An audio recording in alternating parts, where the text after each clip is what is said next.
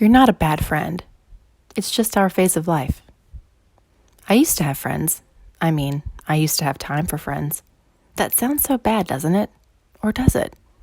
Maybe I'm not as alone as I think in this sentiment. I'm in my late 30s. Well, for a few more weeks anyways, so I'm claiming it. Maybe this is just the typical life right now. It would make sense. At this age, you're tending to the needs of your several kids, meaning you probably have about as many kiddos as you're going to have, or more than you thought you'd have, or you're still contemplating squeezing in one more before your clock runs out. And so you may have younger kids and older kids simultaneously, leaving you playing every role from social coordinator to baseball or football cheerleader, personal driver, chef, personal shopper, party planner. Maybe you even still are potty training. Oh my goodness, I have to stop. Listing the to-dos makes me tired. But you get it. You have a small basketball team in your house and you're trying to be coach of the year, and it takes everything you've got. Then, at the end of the night, as you melt into your favorite place in your house, your bed, you crash and burn. Not completely before you allow your eyes to glaze over browsing your social media feeds only to see how much fun the other moms are having. You know, hashtag girls trip, hashtag spa day with the girls, hashtag nights out, hashtag BFF, my tribe. Why does this leave me so depressed? They're having so much fun. They look so alive. They look so vibrant. I want in. You know you can see yourself there too. And you think, man, I need some friends. But I've been such a bad friend since after baby number 2. And now I've been replaced by some extroverted friend who has energy for hashtag date night and girls night and special moments with each of her 10 kids. Is this for real? That's my question. Is she really doing it all? Am I really a bad friend?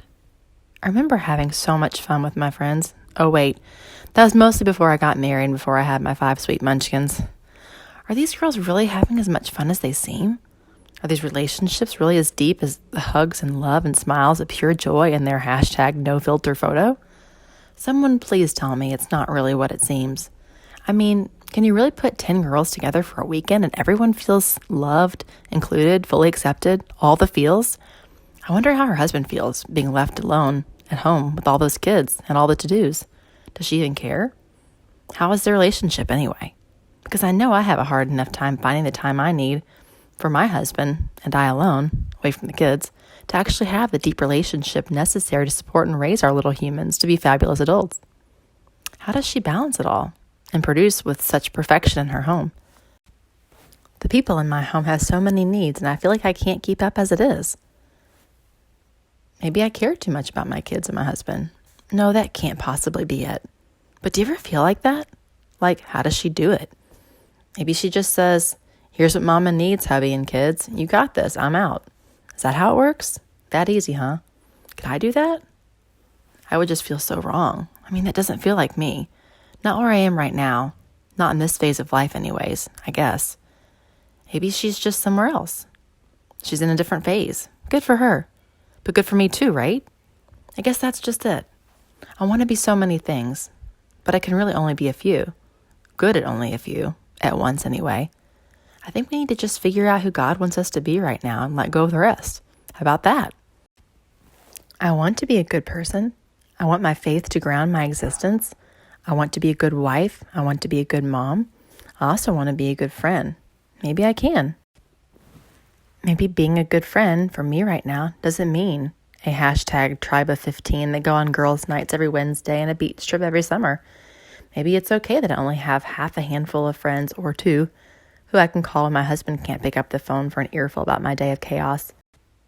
Or just when I need uplifting on my middle schooler's social issues. It sure looks fun to escape for the evening, immersing myself in roars of laughter with a room full of ladies that get me. Or maybe I'll never find that.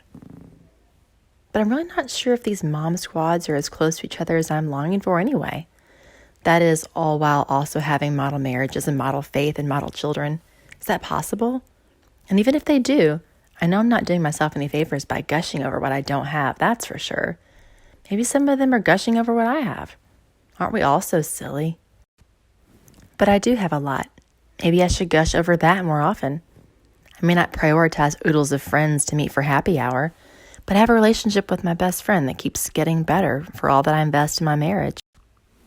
And I have kids that get so much of me that not a single bad day of middle school or first step escapes me. #blessed. And at the end of all of this, I just need to relax, have peace with where I am, and trust that God has a special plan for me. I'll have my girls' trip, but this is not my season. I'm in a phase, a pretty wrapped up in molding my family before friendships phase. And truth be told, we'll miss this phase, friends. I know I will. Ladies, to you, if you have a tribe that welcomes you, that you can have an absolute blast with, you are so blessed. Keep doing your thing. You'll be my inspiration. Your pics will go on my vision board for my next phase of life where my kids don't need me as much. But for the ladies who totally get me right now, who wonder why you can't fit in a group of fun friends to celebrate turning 40 with, you are all so blessed. God gave you a deep connection with a special few. People who will be with you as your tribe grows and when your nest becomes empty. People who understand that your heart is so big, but it gives the majority of its energy where God is calling it right now, and that is to each blessing right inside your home. That's your phase. Embrace it, friends. Thank you so much for listening to this message. It is my hope that these words of inspiration reach others. I would be so honored if you would share this with a friend.